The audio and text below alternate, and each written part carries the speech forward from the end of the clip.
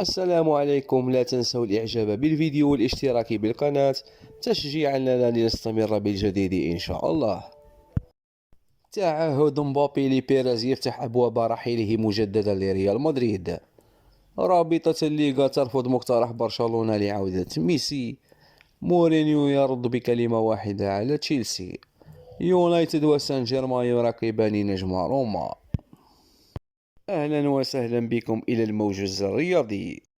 أكد تقرير صحفي إيطالي اليوم الاثنين وجود تطورات جديدة بشأن إمكانية انتقال الفرنسي كيليان مبابي نجم باريس سان جيرمان لصفوف ريال مدريد.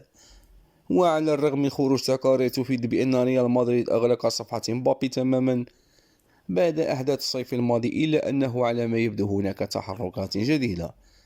وبحسب صحيفة لاكازيتا ديلي سبور الإيطالية، فإن مبابي ترك أبواب ريال مدريد من أجل الانتقال لصفوف الميرينغي.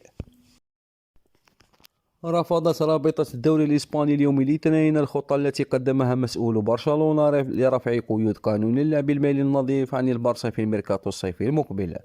وبحسب صحيفة سبورت الإسبانية، يحاول الرئيس خوان لابورتا والمدير الرياضي ماتيو أليماني منذ أسابيع الوصول إلى اتفاق مع رابطة الدوري الإسباني بشأن حل بديل لرفع القيود عن برشلونة.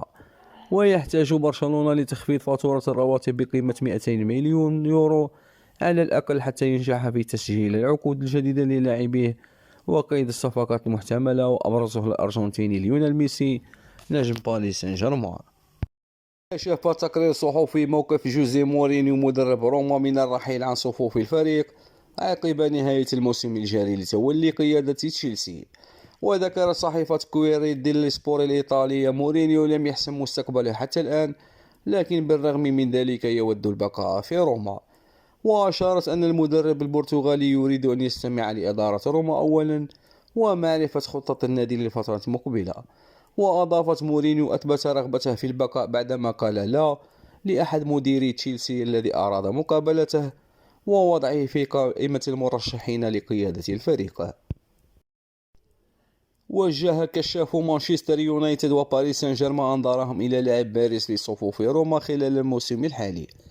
ووفقا لصحيفة لاغازيتا ديلي سبور الإيطالية، فإن كشافي مانشستر يونايتد وباريس سان جيرمان تواجدوا في مباراة روما الأخيرة ضد ميلان بالدوري الإيطالي من أجل مراقبة الإنجليزي تامي أبراهام مهاجم الذئاب. ويرى مانشستر يونايتد أن أبراهام خيار أفضل من فوت فيغورست لقيادة الهجوم، بينما يريده سان جيرمان بديلا لهوغو إيكيتيكي. وأوضحت الصحيفة الإيطالية أن المفاوضات لم تبدأ بشكل رسمي حتى الآن، لكن مسؤولي روما يتوقعون وصول عرض رسمي قريبا.